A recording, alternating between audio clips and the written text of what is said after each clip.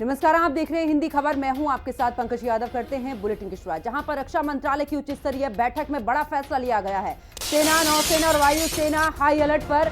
बैठक में बदले के 3 विकल्पों पर भी यहां पर चर्चा की गई है। तो बड़ी खबर आपको बता रहे, जहां पर बीते दिन जिस तरीके से हमला हुआ है, उसके बाद अब आखिरकार सरकार की तरफ से एक के बाद एक बैठक, और ऐसे में आपको बता दें कि रक्षा मंत्रालय की उच्च स्तरीय बैठक में एक बड़ा फैसला यहां पर लिया गया है। सेना, नौसेना और वायुसेना हाई अलर्ट पर है। इसके साथ ही बैठक में बदले के 3 विकल्पों पर भी चर्चा हुई है। तो इस वक्त की बड़ी खबर आपको बता रहे, जहां पर रक्षा मंत्रालय की उच्च स्तरीय बैठक जो है वो हुई है, जिसमें सेना, नौसेना और साथ ही वायुसेना हाई अलर्ट पर रहेगी। बैठक में बदले के 3 विकल्पों पर भी चर्चा इस दौरान हुई है। तो रक्षा मंत्रालय की उच्च स्तरीय जो बैठक है उसमें यहां पर अलर्ट पर रहने के लिए सेनाओं को कहा गया है, और बैठक में बदले के 3 विकल्पों पर भी चर्चा हुई है। अब देखना होगा कि आखिरकार जिस तरीके से कायराना हमला हुआ है उसका मुंहतोड़ जवाब भारत की तरफ से क्या कुछ दिया जाता है, क्योंकि जिस तरीके से पाकिस्तान की संलग्नता इसमें शामिल है। तो ऐसे में देखिए, अब देखना होगा कि भारत की तरफ से ऐसा कौन सा कदम उठाया जाता है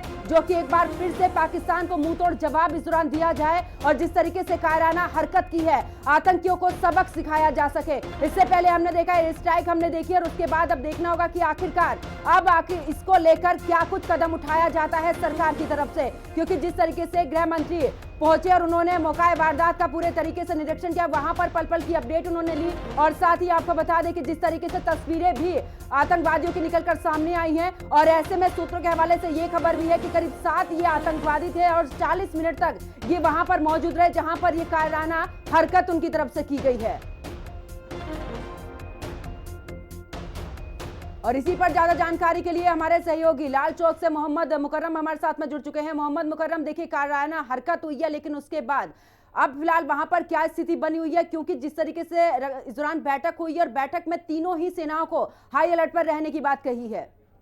जी, अगर मैं देखूंगा, आप देख सकते हो कि कैसे लाल चौक पूरा बंद पड़ा हुआ, दुकानें बंद है, और साफ तौर पर यह कि लोग निकल रहे हैं, अलग अलग जुट में आ रहे हैं, प्रोटेस्ट कर रहे हैं और अपना प्रोटेस्ट दर्ज कर रहे हैं। वहां से भी लोग आ रहे हैं, यहाँ से भी लोग आ रहे हैं, और कोई पॉलिटिकल पार्टी ना हो, कोई सिविल सोसाइटी ना हो, कोई भी ऐसा यहाँ के कश्मीर में ये क्या कहते हैं उसको, ट्रेड बॉडी ना हो, होटेलियर्स हो, उन्होंने इसको कंडेम किया और प्रोटेस्ट दर्ज किया, और यही मैसेज दी कि हम टूरिस्टों के साथ हैं। और साथ ही साथ कि इन लोगों का ये भी कहना है कि जब 2016 में या उससे पहले भी अनरेस्ट हुआ करता था कश्मीर में, हम उस वक्त जो टूरिस्ट थे उनको अपने घरों में जगह देते थे, लेकिन इस वक्त हम कह रहे हैं कि ये इंसानियत के खिलाफ है। जो भी इसमें मुलव्वस है उनके खिलाफ कड़ी सी कड़ी सख्त सजा लेनी चाहिए, और वो गवर्नमेंट ऑफ इंडिया से यही अपील करते हैं यहाँ से जिनने प्रोटेस्ट दर्ज किया, कि गवर्नमेंट ऑफ इंडिया एक अच्छी इकदाम उठाने चाहिए कि ताकि आइंदा आने वाले समय में ऐसे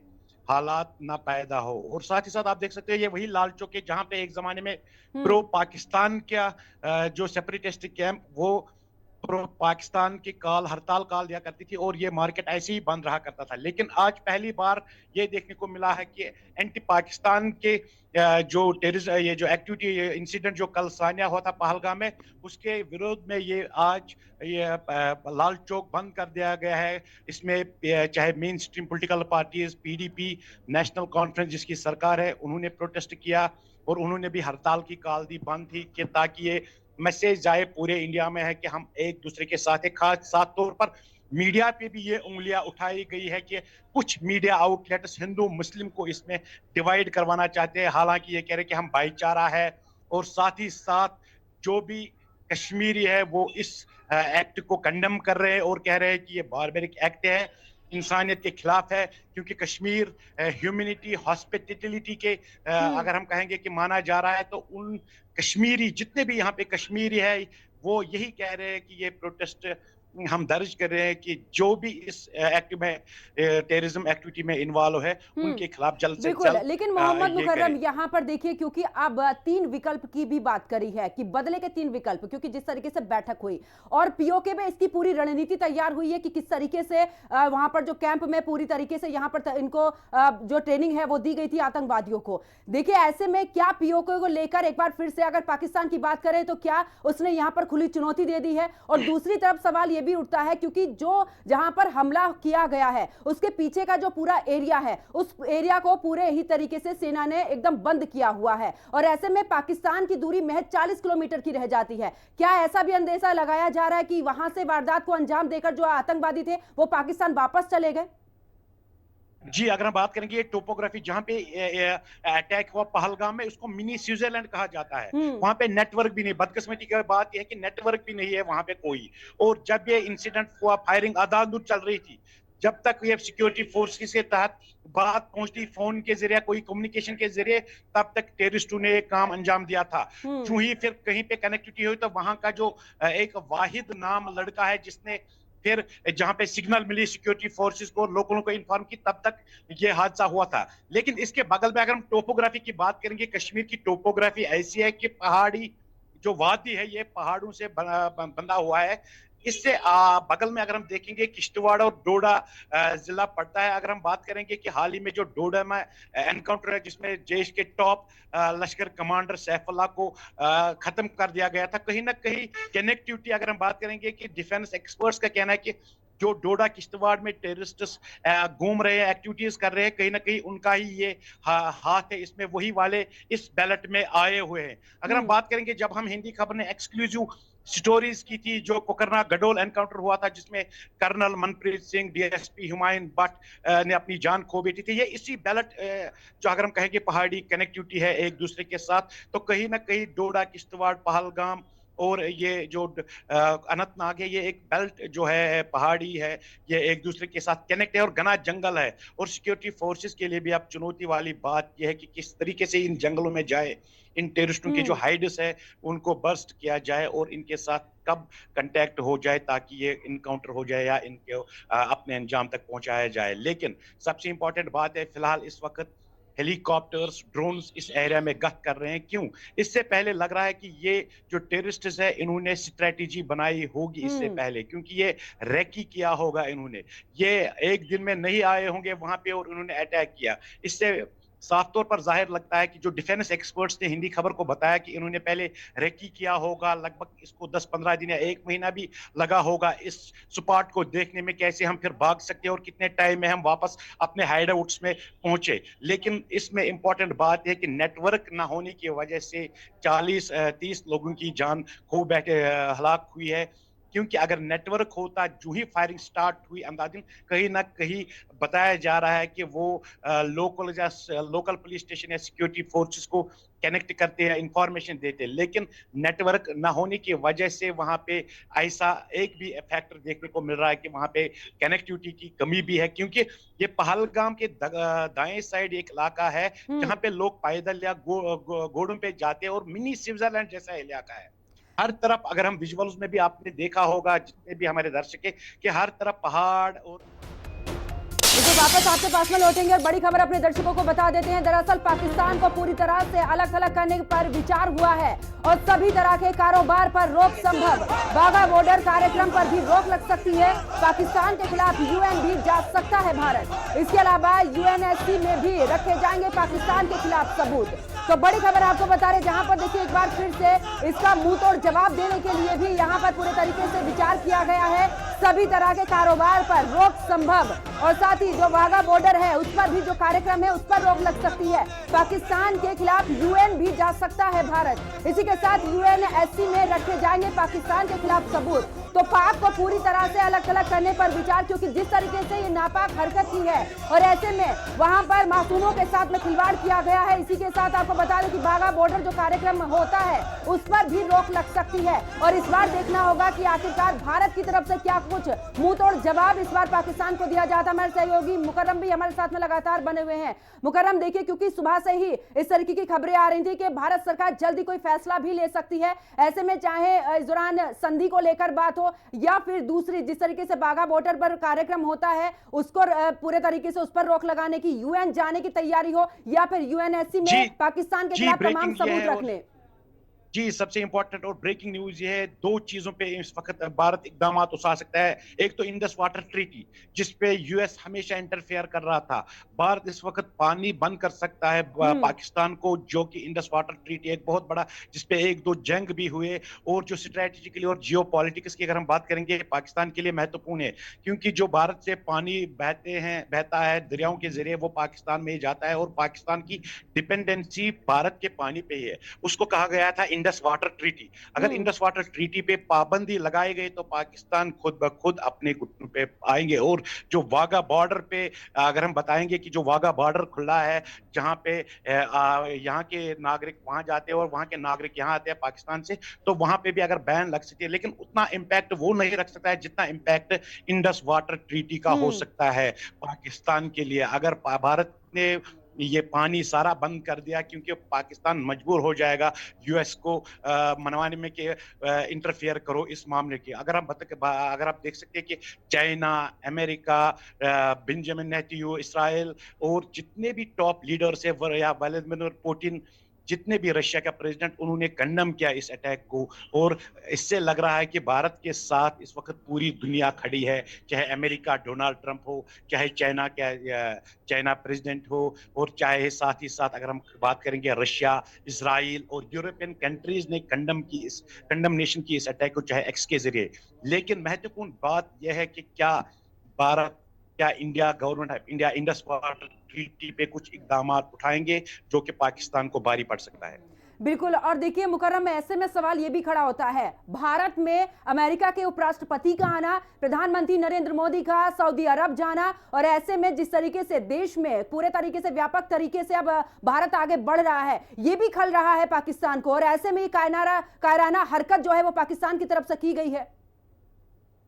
जी, सबसे इंपॉर्टेंट बात है जो जियो पॉलिटिक्स की अगर हम बात करेंगे इस वक्त, जो महत्वपूर्ण है इंडिया के लिए, क्योंकि एक तरफ से पाकिस्तान ये भी कर रहा है, जो सीपैक बना रहा है, चाइना पाकिस्तान इकोनॉमिक कॉरिडोर, जो कि चाइना के साथ मिला हुआ है। और जियो पॉलिटिक्स की अगर हम बात करेंगे तो इंडस वाटर ट्रीटी उसमें बहुत ही इंपॉर्टेंट रोल निभा सकता है, क्योंकि अमेरिकन वाइस प्रेसिडेंट का इंडिया का दौरा, और मोदी प्राइम मिनिस्टर नरेंद्र मोदी का सऊदी अरब का दौरा, वहां पे उसका अच्छे तरीके से वेलकम होना, कहीं ना कहीं ये सारी चीजें एक दूसरे को टच कर रही है स्ट्रेटेजिकली और जियो पॉलिटिक्स के हिसाब से।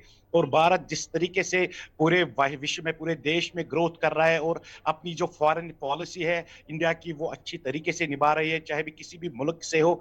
और साथ ही साथ उस हवाले को लेके पाकिस्तान जैसा आइसोलेट दिख रहा है हर किसी जगह, और उसका ये अटेंशन गेन करने के लिए हम्म। कहीं ना कहीं कह रहे हैं कि ये पाकिस्तान की साजिश ऐसी तरीके से हो सकती है। लेकिन इंपॉर्टेंट बात यह है कि डिबेट अब शाम को इस पे चलना चाहे, क्या भारत इंडस वाटर ट्रीटी पे पाबंदी बिल्कुल। और लगाएगा, देखिए क्या मुकर्रम, भारत। अगर ऐसे में बात करें, अगर हम कुल मिलाकर जब से 370 को लेकर यहां पर काम हुआ है, उसके बाद से हम अगर यहां पर पर्यटन की दृष्टि से देखें, उस समय पर करीब 3 लाख पर्यटक वहां पर पहुंचे, और अब देखिए 2 करोड़ से ऊपर का यह आंकड़ा 2025 तक आया। यानी कि कुल मिलाकर अगर हम बात करें तो जम्मू कश्मीर में पर्यटन बढ़ रहा है। जम्मू कश्मीर के जो निवासी हैं उनका पूरे तरीके से विश्वास भी कि देखिए अब यहां पर पर्यटन बढ़ रहा है, और भारत सरकार ने जो पहल की है उसके बाद हमारी जो रोजी रोटी है, जो हमारे कमाने की क्षमता है, वो बढ़ रही है, व्यवसाय हमारा बढ़ रहा है। ये भी खल रहा है कि पाकिस्तान को।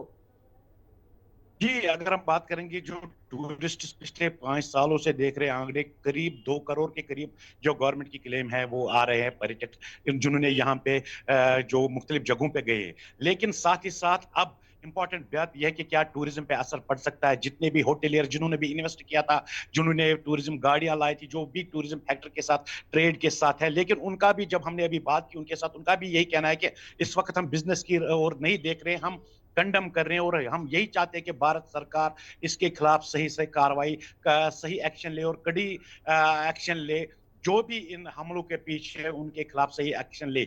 वो भी अपने ट्रेड के बारे में इस वक्त नहीं सोच रहे, वो कह रहे हैं कि पहले इंसानियत है, ये हम्म। इंसानियत पे कत्ल है, क्योंकि हम कल माहौल ठीक हो जाएगा, टूरिस्ट वापस आएंगे, माहौल एक तरीके से अच्छा हो जाएगा, उस टाइम भी हमारा ट्रेड अच्छा रहेगा। लेकिन सबसे इंपॉर्टेंट बात है जो कि इंसानियत पे कत्ल हुए 30, ये हिस्ट्री में पहली बार देखने को मिला कि 30 टूरिस्टों पे अंधाधुंध फायरिंग करके, ये कोई मामूली बात नहीं है। वो भी इन चीजों को निंदा करें, वो कह रहे हैं कि हमारे साथ इस वक्त ट्रेड न कोई सियासत है न कुछ है, खाली हम यही डिमांड करते हैं और अपील करते हैं गवर्नमेंट ऑफ इंडिया से कि कब वो इकदाम उठाए। लेकिन जिस पे हम जोर दे रहे हैं कि क्या भारत इंडस वाटर ट्रीटी पे पाबंदी लगाए कि क्या भारत पाकिस्तान को पानी बंद करे ताकि वो घुटनों पे आए और अपने जो इन्होंने ये हरकत जो कर रहे हैं, जिनके पीछे लग रहा है उनका हाथ, उन पे घुटनों पे आए और माफी मांगे। और माफी भी अगर मांगे तो आइंदा ऐसी चीजें नहीं होनी चाहिए, हालात जो हुए हैं। अगर हम बात करेंगे कि सियासी दलों का जो कहना है, राजनीति दल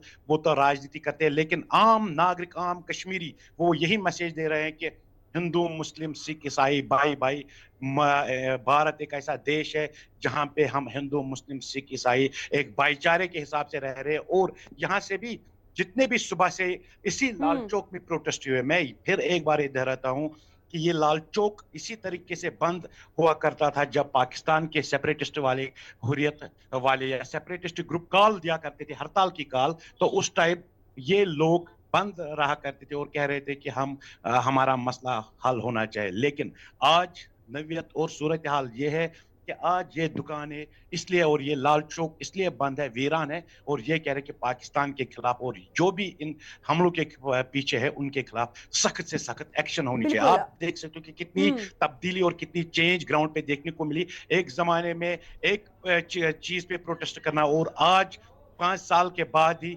इसी इलाके में वही रोड, वही दुकानें, वही लाल चौक, हम्म। लेकिन प्रोटेस्ट का जो रास्ता है वो किसी और की कह रहे हैं कि ये बिल्कुल। जो और कत्ले मोहम्मद आम हुआ मुकर्रम है देखिए, इसके क्योंकि खिलाफ। अमरनाथ यात्रा की शुरुआत होनी थी, उसको लेकर अगर अमरनाथ यात्रा की बात करें, वहां पर बर्फ हटाने का काम भी यानी कि रास्ता खोला जा रहा है, और जहां पर बेस कैंप बनाया जाता है ये वही जगह है, और इसी वजह से यहीं से भी शुरुआत होती है। ऐसे में अमरनाथ यात्रा से पहले इस तरीके की कायराना हरकत यहां पर की गई है।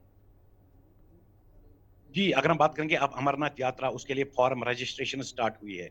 अमरनाथ यात्रा एक बहुत बड़ी यात्रा जहां लगभग 40 दिन का पीरियड होता है। अब 55 दिन 60 दिन का जो यात्री आते हैं मुख्तलिफ देश से। अब सिक्योरिटी फोर्सेस के लिए वो चुनौती वाली बात है, क्योंकि पहलगाम वहां पे बेस कैंप है, नुनवली में बेस हम्म। कैंप है, चंदनवाड़ी में बेस कैंप है। पहलगाम में ही मैक्सिमम जो यात्रीज है उसी रूट से जाते हैं, और दूसरा रूट है बालतल। हम्म। लेकिन अब सिक्योरिटी फोर्सेस को ये भी ध्यान में, अब स्ट्रेटेजिकली या सिक्योरिटी रिव्यू में ली जाएगी किस तरीके से प्राइम मिनिस्टर नरेंद्र मोदी या होम मिनिस्टर अमित शाह या डिफेंस मिनिस्टर राजनाथ सिंह की हिदायतें होगी सिक्योरिटी फोर्सेस को, क्योंकि अमरनाथ यात्रा अब आने वाला है और वो भी एक बहुत बड़ा चैलेंजिंग होगा सिक्योरिटी फोर्सेस से। क्योंकि एक तरह से अगर हम कहेंगे कि जो टेररिस्ट की एक्टिविटीज है इस बैलेट में दिखाना, ये एक तरीके से अगर हम कहेंगे कि सिक्योरिटी फोर्सेस के लिए भी अब चैलेंजिंग जॉब है कि वो इन घटनाओं को कैसे जो सामने ना आए, ताकि जो अमरनाथ यात्रा है वो पीसफुल और अमन से हो जाए। क्योंकि रास्ता यही है, क्योंकि एक हम्म। टोपोग्राफी की अगर हम बात करेंगे, एक तरीके से डोडा किश्तवाड़ जो हम बार बार जिक्र करते हैं, जहां पे ये ऐसे पिछले अटैक देखने को मिले, लेकिन ये वही बेल्ट है जहां कोकरनाग गडोल एनकाउंटर हुआ, आज पहलगाम हादसा हुआ, पिछले महीने डोडा में ऐसा हादसा हुआ, और लेकिन उसके बाद डोडा में सिक्योरिटी फोर्सेस ने एक देश के टॉप लश्कर कमांडर, जेश कमांडर सैफुल्लाह को एलिमिनेट किया, और उसके बाद बिल्कुल। और आज मोहम्मद ये मुकर्रम अब हादसा। देखना होगा कि ये जो कायराना हरकत की है